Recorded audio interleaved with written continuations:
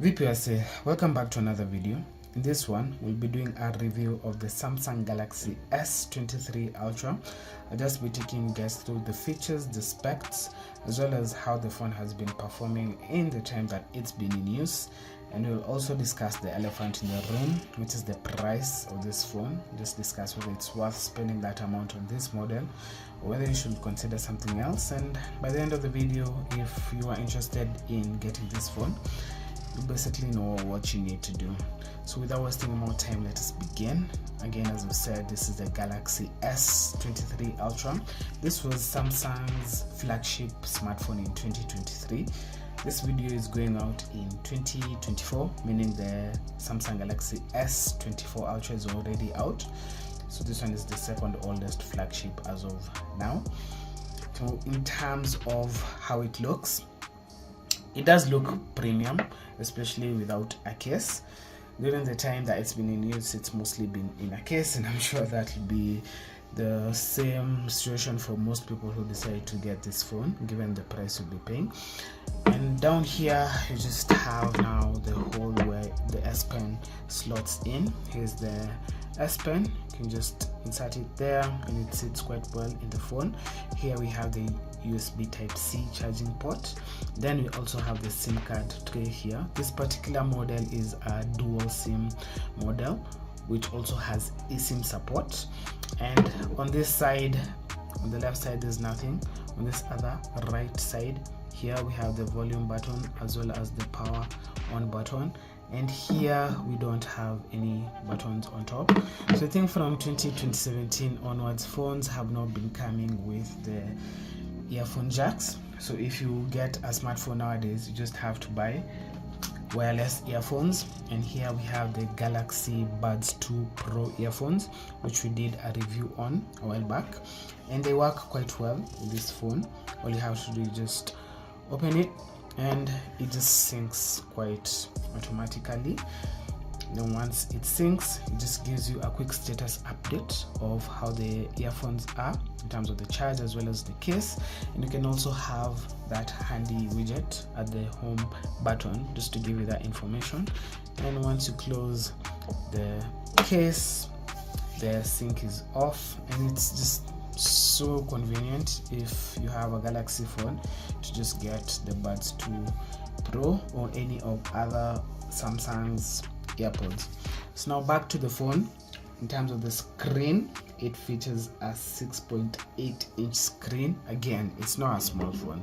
This is quite a chunky phone. And in terms of the clarity, you can see it's crystal clear. The S24 Ultra comes with a slightly, what's the term I'd use?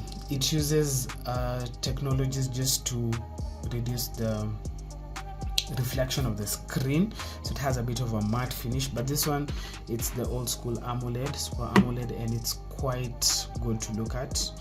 And also in terms of responsiveness, it's highly responsive. It comes with 120 Hz frame rate, which again just makes the phone perform quite fast. In terms of the chipset, it features a Snapdragon 8 Gen 2 chipset. Again, there's a newer chipset in 2024, which is the Gen 3 that is on the Galaxy Ultra 24, but this one performs quite well, honestly.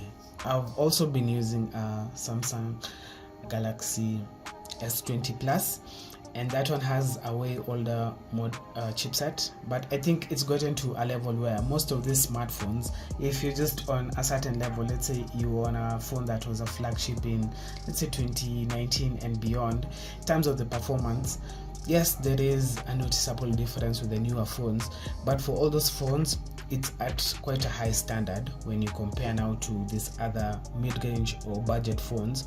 You just enjoy using the phone, and this one is no different. I'm still using the Galaxy theme and launcher. I haven't installed any custom launcher on the phone, and it's simple to use. It works quite well, and yeah, you can customize it in quite a number of ways. Now again, in terms of the features, when it comes to the software, this one features Android 14. by default it comes with Android 13, but you can just update it to Android 14. And Samsung promise 3 more years of Android updates up to 2027.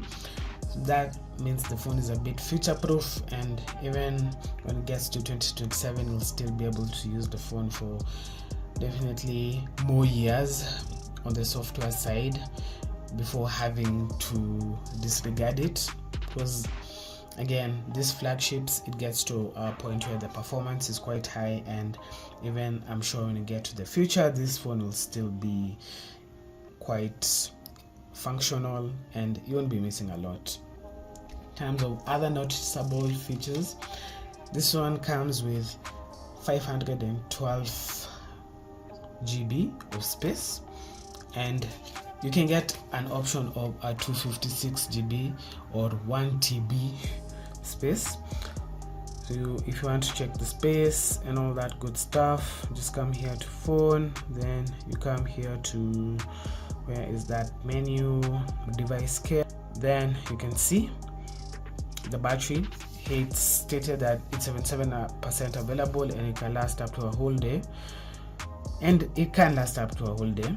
The battery is 5000 milliamp hours, and when paired with this modern chipset, the Snapdragon 8 Gen 2, it's quite efficient in terms of how the battery life is optimized. You can see here this one has a total of 12 GB RAM, currently 4 GB is free, and for the space it's 512 GB and 456 GB is available. There is no memory card. Most of these new phones don't come with memory cards, so it's advisable to go with at least 256 GB. I think in 2023 and beyond, just given the demands of the apps that people use and how much media we are using, just apps nowadays take up more space when compared to the olden days. The cameras. This phone features a 200 megapixel camera. Comes with 4 cameras. So the primary one is the 200 megapixel, then it comes with 2 10 megapixel telephoto and periscope telephoto cameras, as well as a 12 megapixel ultra wide.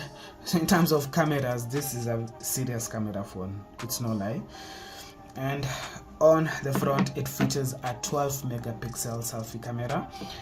The 12 megapixel selfie camera can capture 4K videos at 60 SPF, and the back cameras can capture 8K video at 30 FPS. So in terms of media and just using the phone as a camera phone, this is a serious camera phone. The phone is also rated at being water resistant and dust resistant, but I doubt many of you are going to dip your phones in water given the amount of money that you paid for it. But it's just good to know that in case of an accident, the phone won't be completely ruined. Now the stylus gives you quite some decent functionality, especially when it comes to taking notes. It just recognizes handwriting, so depending on what you type, the phone can easily just turn your handwriting into words. So if I say day, just captures that. If I say sun, just captures that. So it's quite convenient if you're in a setting where you need to take notes. You can easily write the notes and capture them quite quick, because the writing is faster than typing. So that's an added feature that you can only get on the Ultra model because of the S Pen, and yeah, it's good for note taking. Another feature of the S Pen, you can use it as a media control, and you can also customize this button to do different things in the settings.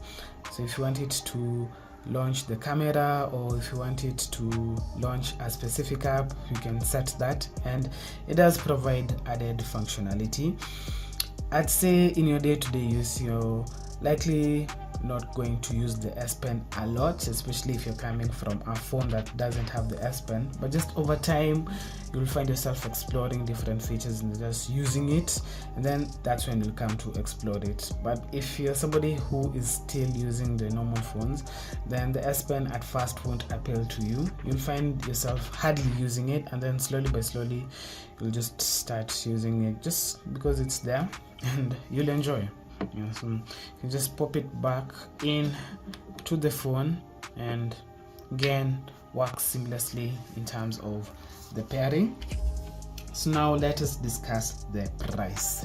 This phone currently retails for 120,000 for this model that comes with 512 GB of memory. The 256 GB will be slightly cheaper, maybe 100 and something. You can get them refurbished or used or new as well.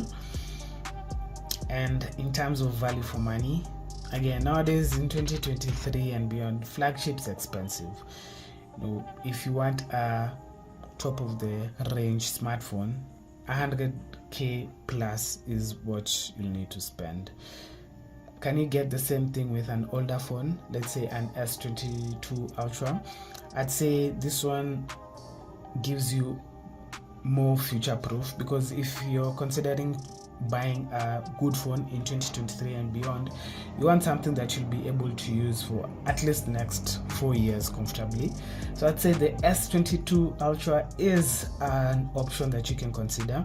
I'm sure those ones you can get them used for under 100k, and you can use those phones for the next 3 years without any issues. But if you want a phone for, let's say, the next 4 or 5 years, I'd say this S23 Ultra is definitely a good phone, given that you'll get software updates up to 2027, and then the phone will still be usable to at least 2030.